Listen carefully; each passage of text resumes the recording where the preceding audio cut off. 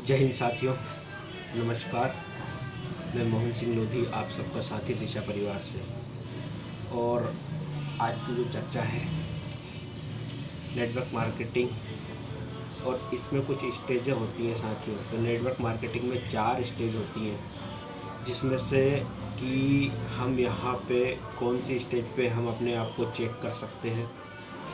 पहला जो स्टेज होती है वो कस्टमर स्टेज होती है, यानी कि जब हम इस सिस्टम में आते हैं तो हम इसके कस्टमर होते हैं। और कस्टमर जो कि प्रोडक्ट को इस्तेमाल करता है, और जैसे हम प्रोडक्ट को इस्तेमाल करते हैं, अगर हमें प्रोडक्ट अच्छे लगते हैं तो उसकी जो अगली सीढ़ी चले जाते हैं हम, यानी कि कस्टमर के बाद हम यहाँ पे डाउनलाइन बनते हैं। यानी कोई ना कोई हमारा अपलाइन होता है, और हम जब डाउनलाइन बनते हैं तो यहाँ पे हम बिजनेस की शुरुआत करते हैं।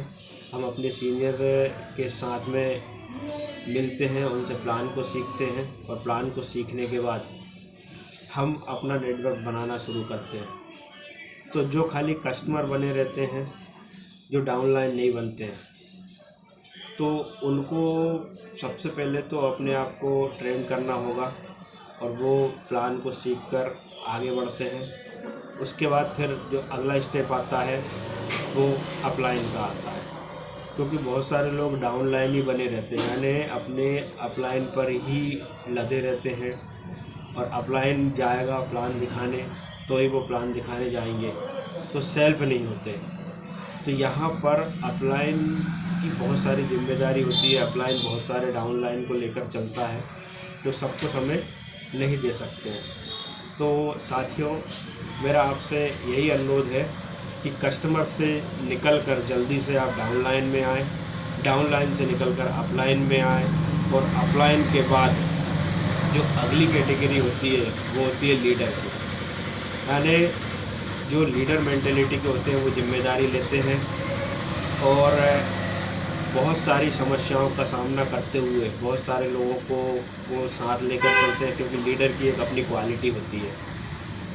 जो सफल होते हैं वो लीडर क्वालिटी के लोग होते हैं। वो हर परिस्थिति में डटे रहते हैं, हर विपरीत परिस्थिति में वो पॉजिटिव रहते हैं और आगे बढ़ते रहते हैं।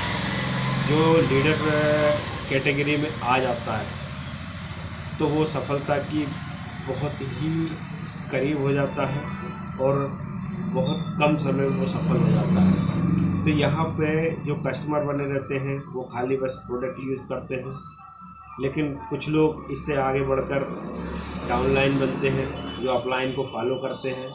और जब जो डाउनलाइन बने रहते हैं उनके ग्रोथ के भी बहुत कम चांस होते हैं, लेकिन जो सीख कर आगे प्रोसेस करते हैं, खुद प्लानिंग करते हैं, खुद आइडिया लगाते हैं, खुद प्लान दिखाते हैं, सेल्फ हो जाते हैं, वो फिर अपलाइन की कैटेगरी में आ जाते हैं। और जैसे ही अपलाइन की कैटेगरी में आते हैं, बहुत सारे लोगों को वो ट्रेन करने लगते हैं। उसके बाद फिर उनका जो अगला पड़ाव है वो लीडर की ओर हो जाते हैं। तो लीडर जो क्वालिटी होती है वो बहुत सारे लोगों का एक कारवा लेकर चलता है।